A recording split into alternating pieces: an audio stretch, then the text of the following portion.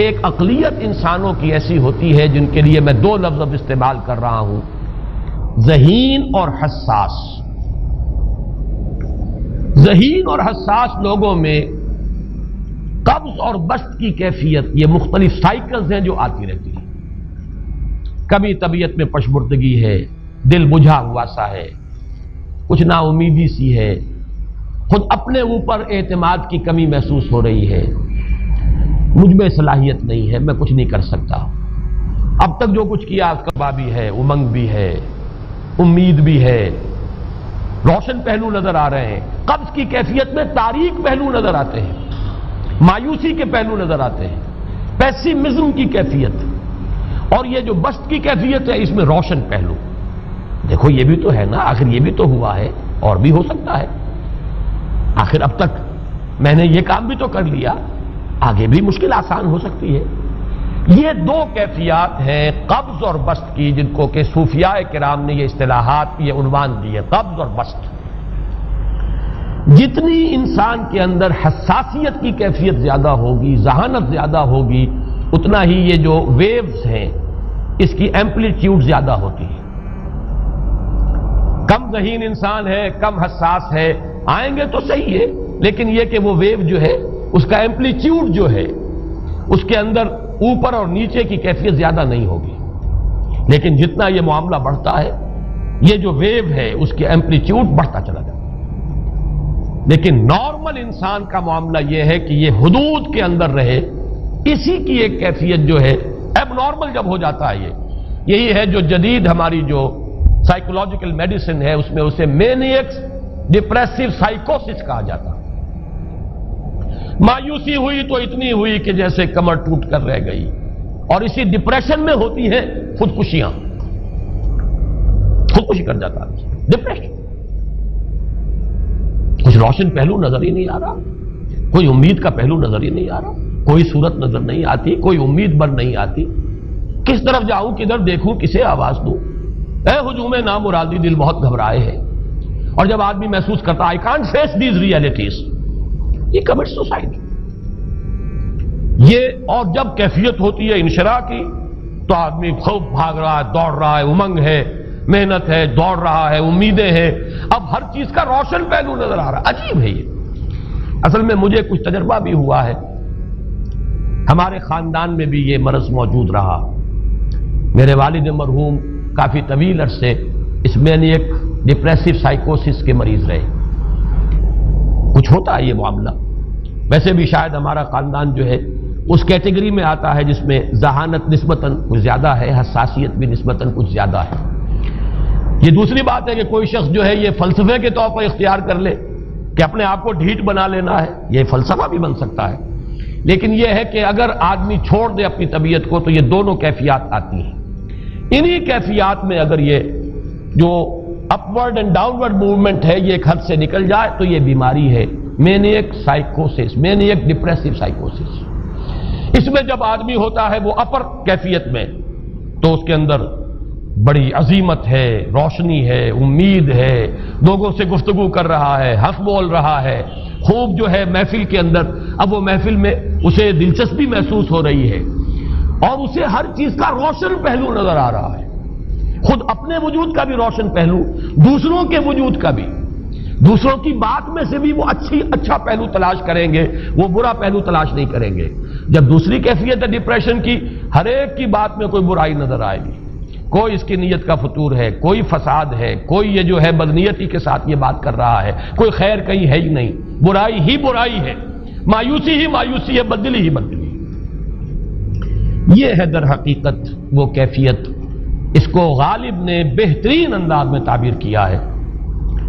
ذہین اور حساس انسانوں میں ان کی جو ترقی ہے وہ انہی مراحل سے ہو کر گزرتی ہے، اور ہر ڈپریشن کے بعد، ڈپریشن میں اس سینس میں استعمال نہیں کر رہا یعنی بیماری کی حد تک پہنچنے والی ڈپریشن نہیں، صرف قبض کی حد تک پہنچنے والا معاملہ، ہر قبض کے بعد جب بسط آتا ہے تو آگے ترقی ہوتی ہے، جس کو آپ کہتے ہیں بائی لیپس اینڈ باؤنڈس، آدمی جو ہے چھلانگ لگاتا ہے، گویا کہ ایک درجہ جو پہلے تھا اس سے آگے درجہ انسان کا جو ہے اس سے بلند تر پوزیشن پر انسان پہنچتا ہے.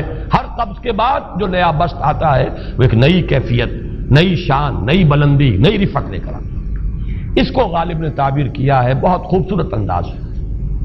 رکتی ہے میری طبع تو ہوتی ہے رواں اور. یعنی شاعر بھی کبھی ایسا وقت آتا ہے شعر جو ہے اس پر نازل ہی نہیں ہو رہا، شعر نہیں کہہ پا رہا، طبیعت میں رکاوٹ سی ہے، بندش سی ہو گئی ہے، کوئی کلام موضوع ہو ہی نہیں رہا.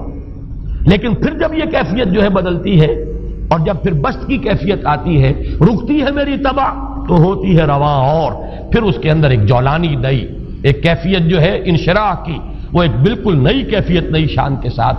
یہ ہے وہ معاملہ جو ان آیات مبارکہ کے پس منظر میں ہے.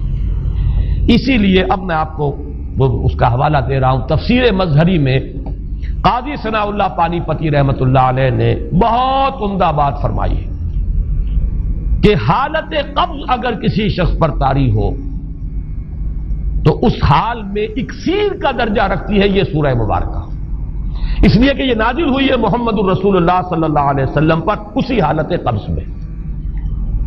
وَالضُّحَىٰ وَاللَّيْلِ إِذَا سَجَىٰ مَا وَدَّعَكَ رَبُّكَ وَمَا قَلَىٰ وَلَلْآخِرَةُ خَيْرٌ لَكَ مِنَ الْأُولَىٰ وَلَسَوْفَ يُعْطِيكَ رَبُّكَ فَتَرْضَىٰ أَلَمْ يَجِدْكَ يَتِيمًا فَآوَىٰ وَوَجَدَكَ ضَالًّا فَهَدَىٰ وَوَجَدَكَ عَائِلًا فَأَغْنَىٰ. یہ تمام آیات اب معلوم ہوگا کہ جیسے موتی پروئے ہوئے.